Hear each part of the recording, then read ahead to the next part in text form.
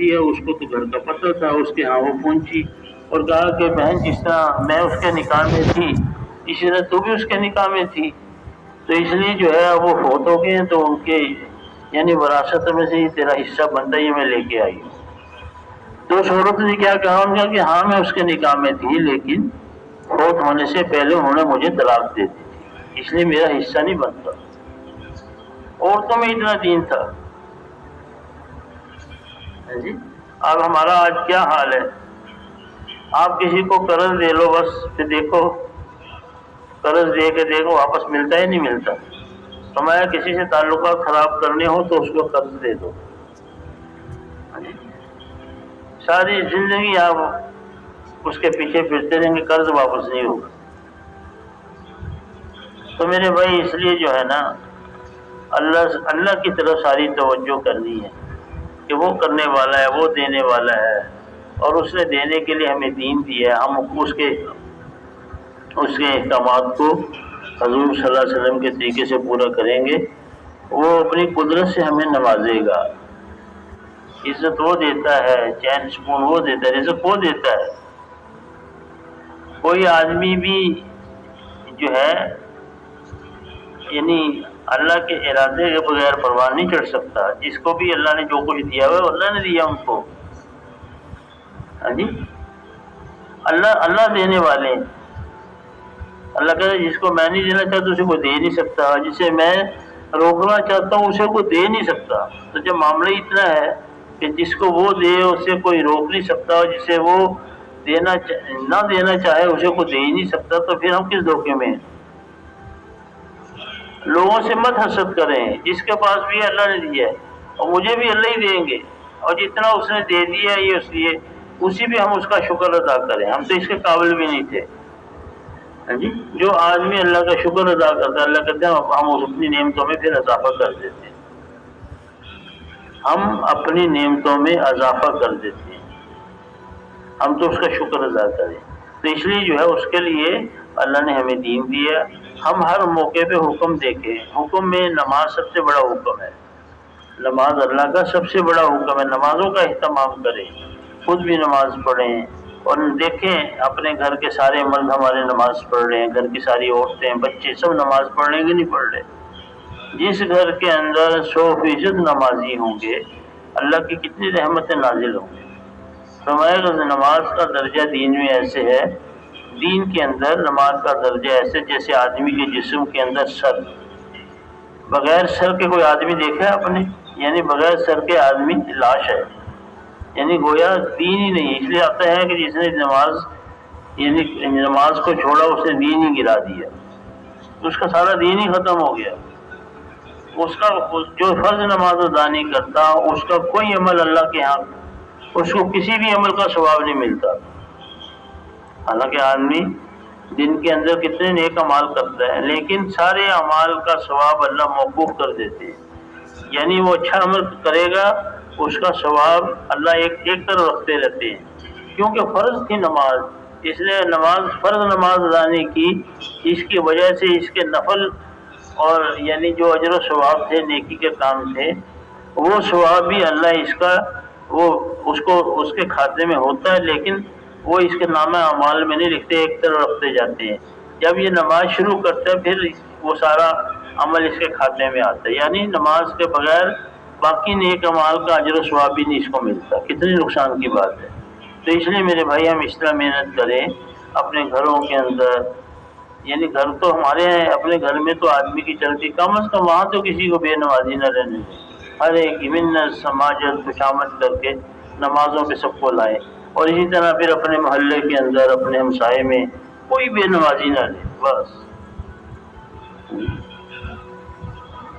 کوئی ہمارے زندگی بے نماز, ہمیں نماز تو اللہ سے لینے کا ذریعہ ہے.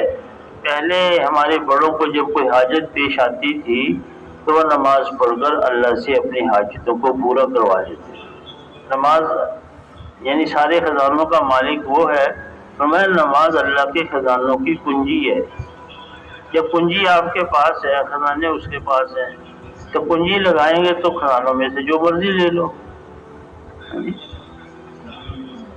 تو تو اس لیے جو ہے اپنی نمازوں کو محنت کر کے بڑھیا سے بڑھیا بنانا، ایک وہ نماز ہے جو بچپن میں سیکھی تھی، اور ایک یہ ہے کہ اب نماز ایسی ہو کہ یعنی جب آدمی تکبیر تحریمہ کہہ کے نماز شروع کرے جی تو ختم ہونے تک نماز کے اندر ہی رہے۔ ہم 5-6 منٹ کی نماز نیتاً، یعنی آدمی نیت کرتا ہے نماز کی، نیت کر کے نماز کی یعنی نیت باندھ کے نماز میں شروع کرتا ہے، لیکن آپ پتہ دیر کیا حال ہے ہماری نماز کا کہ 5 منٹ بھی ہم اللہ کی طرف متوجہ نہیں رہتے، پتہ نہیں کہاں کہاں پہنچے ہوئے ہوتے ہیں۔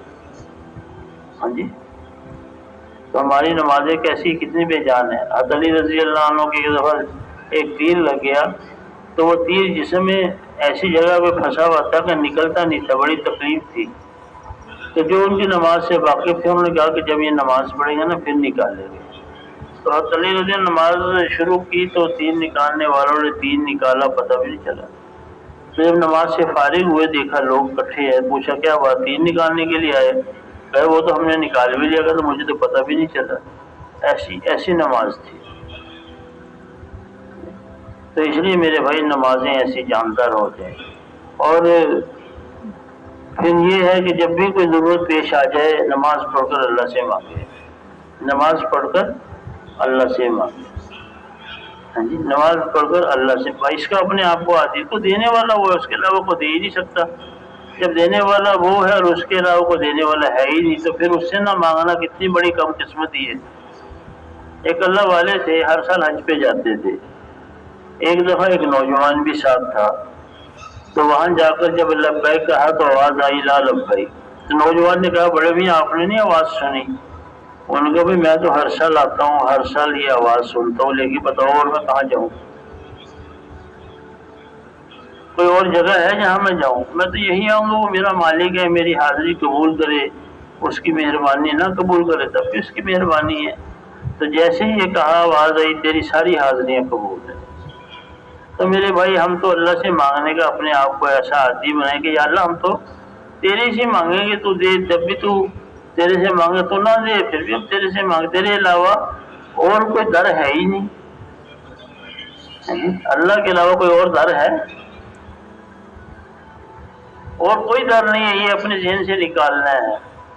وزیر صاحب کے پاس بھی جاؤ گے، وزیر صاحب بھی تبھی دیں گے جب وہ چاہے گا، وہ نہیں چاہے گا تو وزیر بھی نہیں دے گا، بادشاہ بھی نہیں دے گا، اور جو وہ چاہے وہ ارادہ کر لے گا تو تم نماز پڑھ کے اللہ سے مانگو، اللہ اپنی قدرت سے تمہیں دیں گے۔ تو سارے اس بات کی یعنی کوشش کریں، اور جب آدمی اللہ سے مانگتا ہے نا جی نماز پڑھ کے، جب بھی ضرورت پیش آتی ہے اللہ سے مانگتا ہے تو اللہ فرشتوں سے یہ کہتے ہیں کہ اب یہ بندہ جو ہے نا میرے علاوہ کسی سے نہیں مانگتا، تو یقین کرے کہ 2 نفلوں پہ ہی اللہ اس کا کام بنا دے۔ پھر 2 نفلوں پہ ہی اللہ اس کا، جب اللہ دیکھتے ہیں نا کہ اب یہ میرے علاوہ اور کسی سے نہیں مانگتا۔ ہمارا تو حال ہی ہے نا، نفل بھی پڑھ رہے ہوتے ہیں لیکن پتہ نہیں کس کس کے چکر لگا رہے ہوتے ہیں۔ تو جب اللہ یہ دیکھتے ہیں نا کہ اب یہ میرے علاوہ اور کسی سے نہیں مانگتا تو پھر 2 نفلوں میں اس کا کام بن جاتا ہے۔ تو اس کی نیت کرتے ہیں نا انشاءاللہ جب بھی ضرورت پیش آئے گی اچھی طرح وضو کرے اور ایسی جگہ جا کر نماز پڑھے جہاں کوئی نہ دیکھے، اور خوب اللہ کے سامنے رو کے اللہ سے مانگے۔ اللہ تعالیٰ 24 گھنٹے کی زندگی کو دین بنائے، علماء سے پوچھ کے زندگی گزارے۔ ہاں جی، اس وقت کا اللہ کا کیا حکم ہے؟ ہر کام بغیر یعنی پوچھ کے کرے، بغیر پوچھے نہ کرے۔ پوچھ کے کریں گے آپ کی 24 گھنٹے کی دین بنتی چلے گی۔ پہلے پوچھو پھر کرو، علماء سے پوچھو پھر کرو، تو 24 گھنٹے کی زندگی دین بنتی چلی جائے گی۔ ٹھیک ہے نا بھائی؟ کیونکہ ہم تو دین جانتے نہیں، اور جو دین جاننے والے اگر ان سے پوچھیں گے نہیں تو ساری زندگی جہالت کے ساتھ گزرے گی۔ اس کی ساری نیت کرے کہ پہلے پوچھیں گے، پھر علماء سے پوچھیں گے بھی شریعت کا کیا حکم ہے، یہ میں یہ کام کرنا چاہتا ہوں تو کیا حکم ہے اللہ کے رسول کا، تو میں اس کے مطابق ویسے کروں۔ پوچھو پھر اس کے مطابق ویسے کرو، تو 24 گھنٹے کی زندگی دین میں۔ پھر یہ کہ ہر ایک کے حقوق ادا کریں۔ ہاں جی، ہر ایک کا حق، کسی کا حق ہمارے ذمے نہ ہو، یہ کم از کم درجہ ہے۔ کسی کا حق ہمارے ذمے نہ ہو، یہ کم از کم درجہ ہے۔ ہر ایک کے حقوق ادا ہے، چھوٹوں کے ساتھ، بڑوں کے ساتھ، علماء کے ساتھ، ہر ایک کے ساتھ، ہر ایک سے حضور علیہ السلام کے طریقے سے معاملہ کرنا، ٹھیک ہے بھائی؟ کسی کا حق مت دیکھو، جو اللہ کے لیے یعنی سب کے ساتھ معاملہ کرے گا، اللہ بہت بڑی ذات ہے، اس کے خزانوں میں کمی ہے ہی نہیں، وہ اپنے خزانوں سے ہمیں دے گی، اور جو ملے گا برکت والا ملے گا، جی اس سے ہماری اولاد نیک ہوگی، حلال بچوں کو کھلائیں گے، تھوڑا کھلائیں گے، نیک بچے نیک بنیں گے۔ حرام فرمائے ایک قطرہ حرام کا سارے حلال کو ضائع کر دیتا ہے۔ پوری بالٹی دودھ کی بھری ہوئی ہے، ایک قطرہ پیشاب کا ڈال دو، ساری بالٹی نہ ضائع ہو جائے۔ اس لیے میرے بھائی اپنی کمائیوں میں باریک نظر سے دیکھیں، کوئی حرام تو شامل نہیں ہے، جی حلال تھوڑا کھا لیں گے لیکن حلال کھائیں، اللہ کو راضی کرنے کی نیت سے ہر کام کرنا ہے، اللہ راضی ہو جائے۔ اور اسی طرح میرے بھائی ساری دنیا آج ہمارا انتظار کر رہی ہے، ہم نے ساری دنیا کو اسلام کا راستہ دکھانا تھا، لیکن ہماری کم قسمتی یہ ہے کہ ہم نے دکھانا تھا، ہم خود ہی چھوڑ بیٹھے، جی جنہوں نے ساری دنیا کے انسانوں کی رہنمائی کرنی تھی وہ خود ہی بیچارے اپنے راستہ بھول گئے۔ پہلے تو اللہ نبیوں سے یہ کام لیتے تھے، ختم نبوت کی برکت سے اب یہ کام اس امت کے ذمے کی ہے، ہر مسلمان کے ذمے ہے کہ وہ خود بھی دین پہ چلے، دوسروں کو دین کی طرف بلائے۔